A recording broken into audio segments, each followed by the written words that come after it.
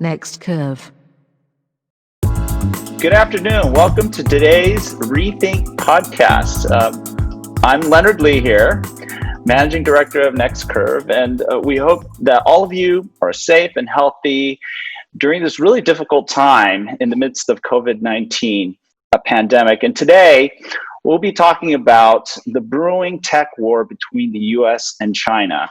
And it seems to be an inevitable conflict that's been percolating for the last decade as China has continued to develop as an digital economic power.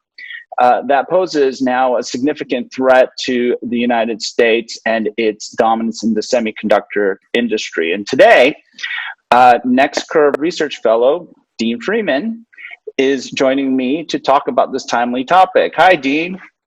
How are you? I am well, Leonard. How are you today?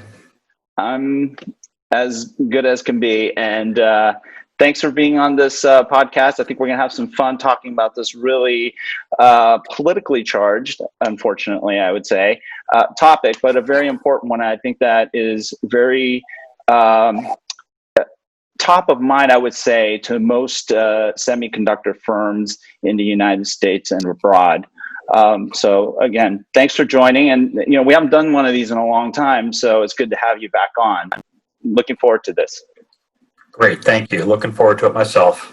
Yeah, so May of 2019, we had some interesting things happening with the tech relations between the U.S. and China really begin to sour when the U.S. Department of Commerce instituted what they call an export administration regulation against an initial 114 Chinese tech firms. And then since then, I think, Dean, you mentioned that there were an additional number of companies that were put onto this entity list that restricts U.S. firms from dealing with foreign companies, in particular China, under administration without a license. So in short, you need to get a license in order to sell to these Chinese companies now. And this is all part of a broader, I think, the trade war that's been brewing and between China and the United States for the last 2 years. And a couple of weeks ago, something interesting happened, which was the amendment by the Department of Commerce Bureau of Industry and Security, amending this Foreign Produced Direct Product Rule, or FPDP, to restrict non-U.S. suppliers of semiconductor technologies. And a lot of the language is interesting, to say the least. But Dean, why don't you share some of your thoughts? We've talked about this quite a bit, but why don't you share some of your initial thoughts with our audience? When I first saw this, coming out in 2019, and then the noise started again, for lack of a better term, late in 2019 and through the first 5 months of the year. It was very interesting because it got to the point where, okay, we're just not trying to regulate things and know what's going into China. We're going to stop selling stuff into China and put Huawei on notice that you can't buy anything anymore from U.S. companies without a license. And as a result of this, the writing of the terminology of the document was fairly open, for lack of a better term. Or maybe a better term would even be confusing, because it started to implicate semiconductor equipment companies, which previously had not been part of the deal. It used to be, okay, Intel had to get a license, Microsoft had to get a license, Google had to get a license to sell software into Huawei, and there were other issues with respect to Qualcomm and Huawei with respect to Qualcomm sort of fading out of the overall Huawei business. But in general, all of a sudden, this red flag went up, and all of the U.S. companies began to scramble very quickly, starting in early April, trying to figure out how are we going to manage this as it came into law in early June. And I think we have till, I think, the end of August or so, or maybe a little bit longer than that, before I would say the boom falls and we can't ship anything in to China.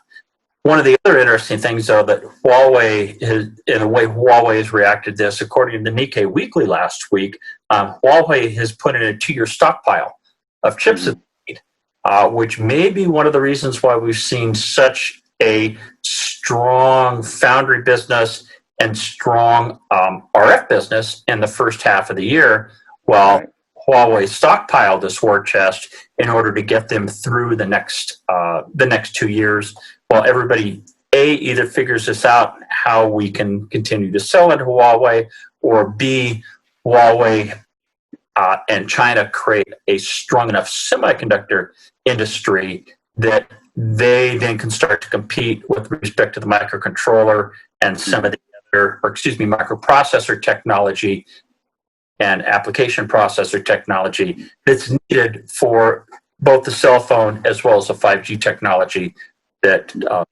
everybody's putting the red flag up about with respect to. Yeah, and I think one of the important things to note, though, over the course of the last year, since May of 2019, when the regulations were put in place, or if you want to call them sanctions, we saw this clamoring, literally companies jumping on, scrambling on top of each other, trying to get an application for these licenses to sell through to their Chinese customers. I mean, these are existing customers, right?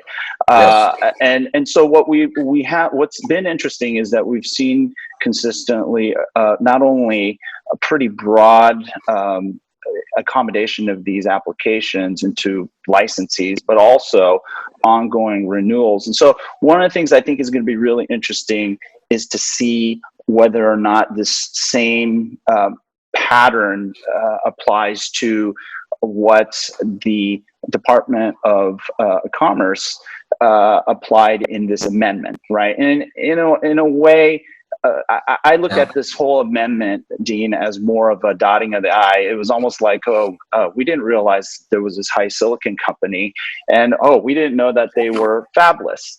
That they didn't actually, that Huawei wasn't importing or purchasing U.S. chips from, let's say, like Intel or Qualcomm.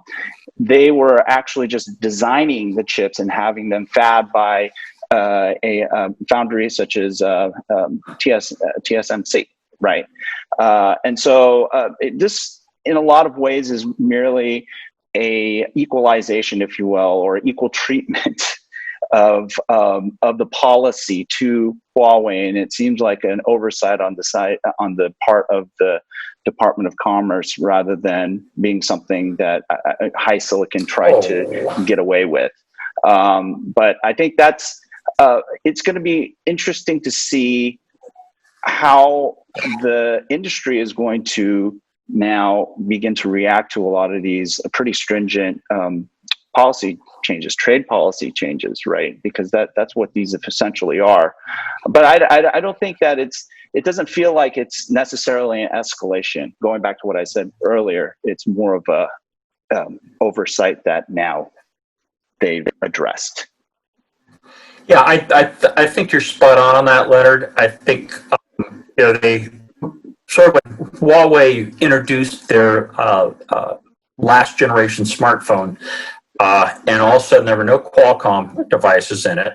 There were no Micron, semiconductor devices in it. Mm-hmm. And the high silicon was at 7 nanometer. I think the Commerce Department or powers that be kind of sat up and took notice and said, "Oops, we've got some loopholes here that are going to enable Huawei to continue to produce what they need to produce." Right. And so that's where the expansion of the licensees went into place, where they started to put some pressure on TSMC with respect to getting licenses for the semiconductor manufacturing equipment, making it SMIC, which is a Chinese foundry also has those licenses in place. And so it's going to, it may not prevent Huawei from getting chips, but it will make it much more rigorous, for the semiconductor manufacturers, and the semiconductor equipment manufacturers are going to have to ensure that their customers have licenses.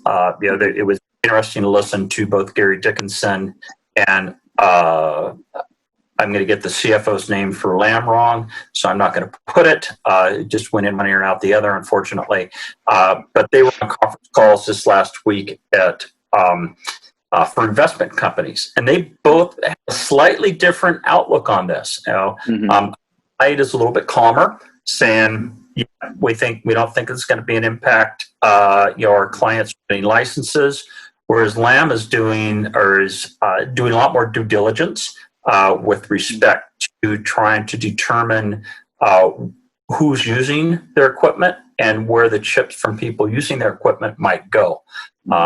It could be applied to doing the same due diligence. They just didn't sound, they sounded much more casual than Lam Research did during those conference calls. Yeah. So I think it's going to be a huge impact across the board, or at least has a potential to create a slowing in the ability to ship in Q3 and Q4 calendar years of 2020 for the semiconductor equipment companies because of the TSMCs, SMICs, and other Chinese semiconductor manufacturers of the world trying to get their ducks in the row to make sure they're compliant. Right.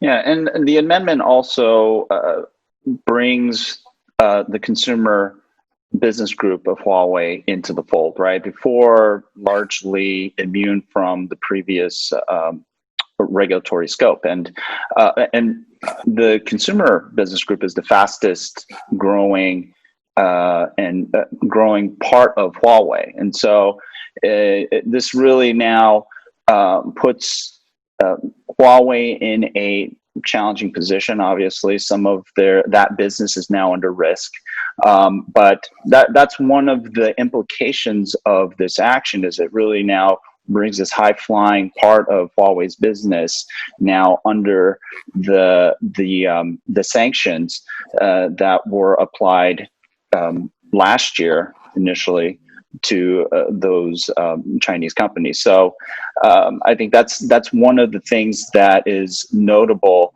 about this action. Yeah. No, I agree with you. It broadens the extent of the limitations or restrictions upon Huawei. And I think Huawei was positioning itself already for this. When you look at the fact that, 6 months ago, they rolled out their first, I'll call it for lack of a better term, almost all Chinese, smartphone, using Huawei, a high silicon processor made by TSMC, using Korean memory on it, and so limiting the amount of advanced technology that they were importing into their company, and really becoming self-sufficient to a certain extent. Right. And so it really is going to be interesting to see what this does with respect to their cell phone business. However, having said that, you and I are both aware that Asian countries are much more nationalistic from a purchasing perspective, and so it could be that this trade policy, this trade war, may cause a pulling in of Chinese consumers' purchasing of goods, and they'll refocus to the Chinese goods, or it may actually start to be a boon for folks like Samsung and the Japanese, smartphone makers. Well, yeah, you might be surprised. The Chinese and the Koreans and the Japanese love their Louis Vuitton, so I don't know if I would necessarily, generalize Asian countries having populations that are more nationalistic than others. I think there's an appeal for Intel and chips and Qualcomm chips. I mean, I think many of these countries and China as well appreciate American technology. I mean, I think that's pretty obvious. So, but yes, I think that there's definitely some sort of nationalistic inclinations that might arise from some of this more contentious themes that are characterizing trade at the moment. But I think there's always been, I think, a mutual appreciation for each other's technologies and capabilities. I think otherwise the countries would have never been doing business to begin with, right? But one of the things I wanted to talk about is, so if China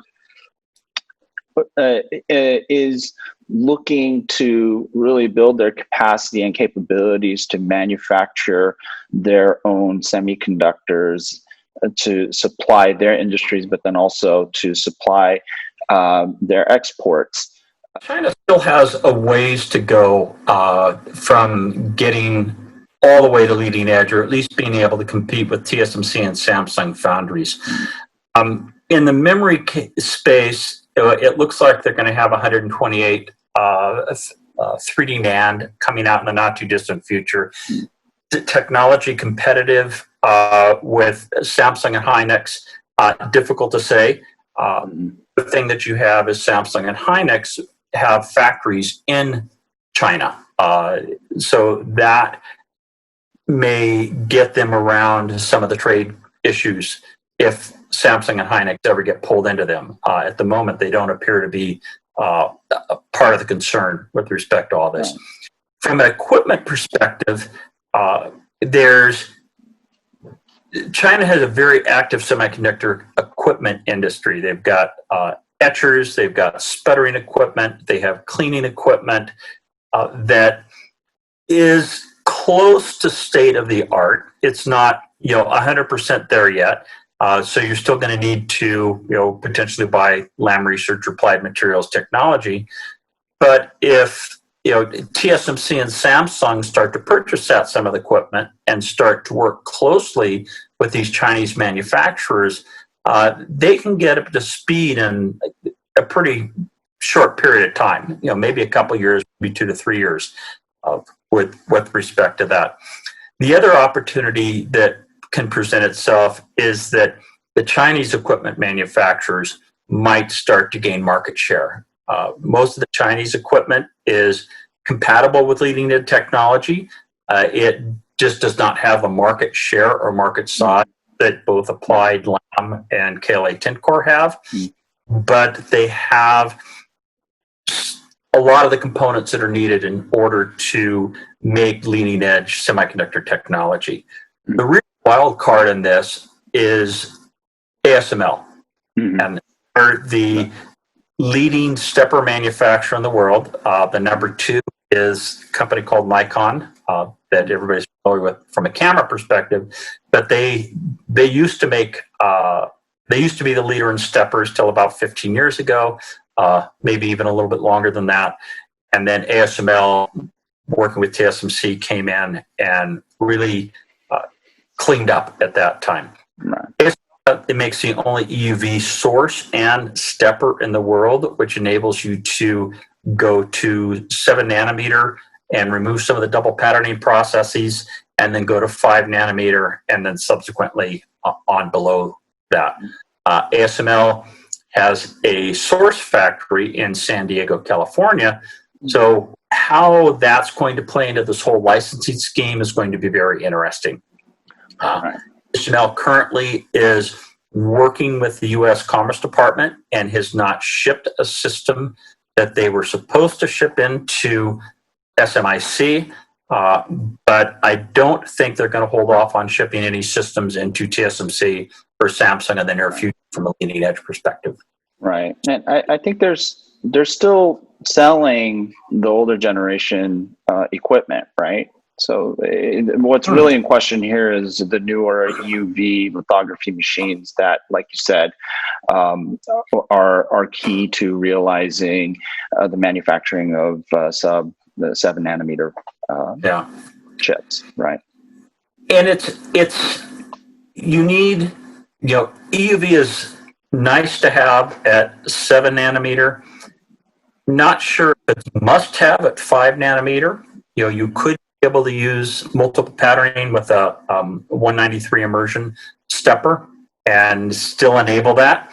It's much more difficult. Your yields are going to be off because you're having to do so many multiple patterning steps and trying to get that down to the critical dimensions that you're looking for the transistor and the interconnect are going to be difficult.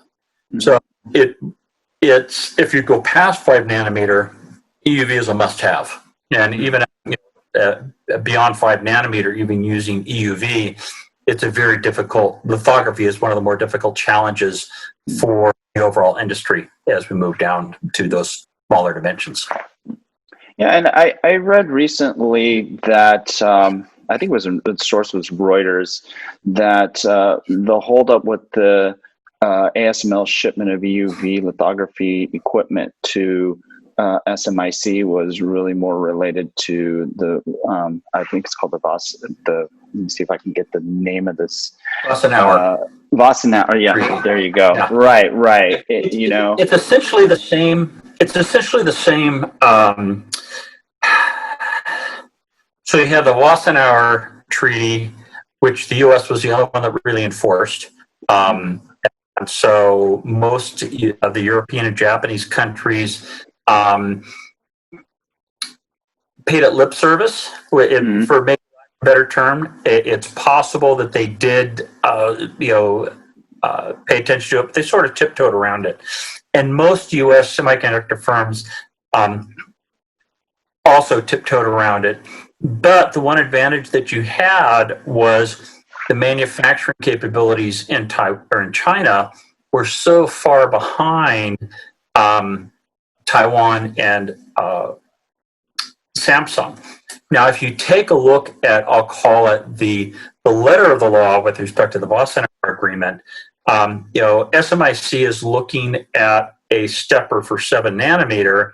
TSMC is having steppers shipped for 5 nanometer. The Wassenaar Agreement said, okay, it was an N+1. So you have leading edge, and then anything beyond leading edge, one generation beyond that or forward, systems could go in without having to jump through extra hoops or have extra licensing. So in theory, ASML should be able to ship that system in, but because of the Commerce Department's issues with Huawei, they held off. And I also think their license had expired, and so they had to go in and renew the license. Right. I'm recalling the Reuters and Bloomberg articles that I read back in the April-May timeframe. So I think ASML, there's a possibility that system might ship in, when all this blows over. But once they get the license renewed, but we'll have to see how that plays out.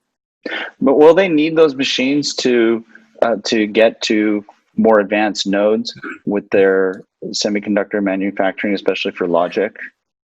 No, they can. In China, they can do 7 nanometer at 193 immersion. TSMC did it. Samsung was doing it.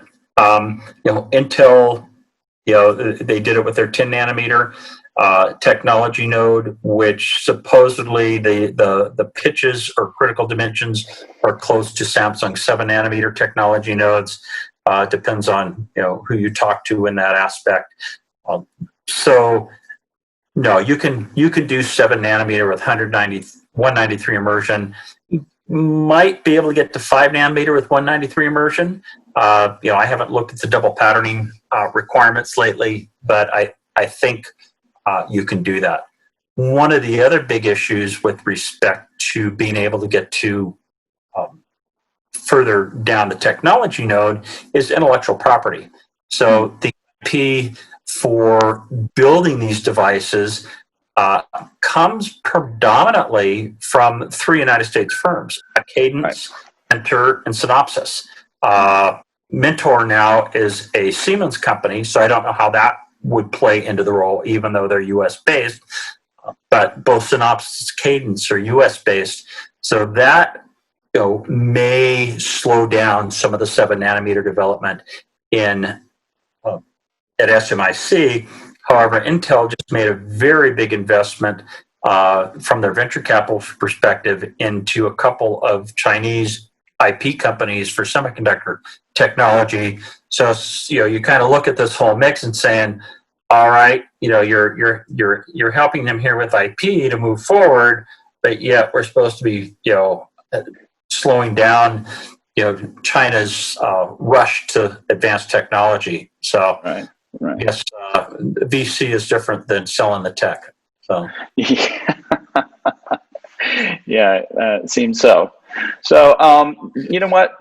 Thank you, Dean. I think that's all we have for today. Time we have for today, but we'll continue this discussion. And I think in the next conversation, we'll talk about what are some of the forward-looking implications for all these things that are happening with this whole tech war that seems to be brewing between the United States and China. And I hope that all of you join us again in the continuation of this our discussion on this topic. And so if you would like to find out more information about our research in this area of the semiconductor industry and markets, just follow us on our research blog, which is Rethink, at next-curve.com. And we will see you next time. Thank you so much, and have a safe and healthy week. Visit us at www.next-curve.com.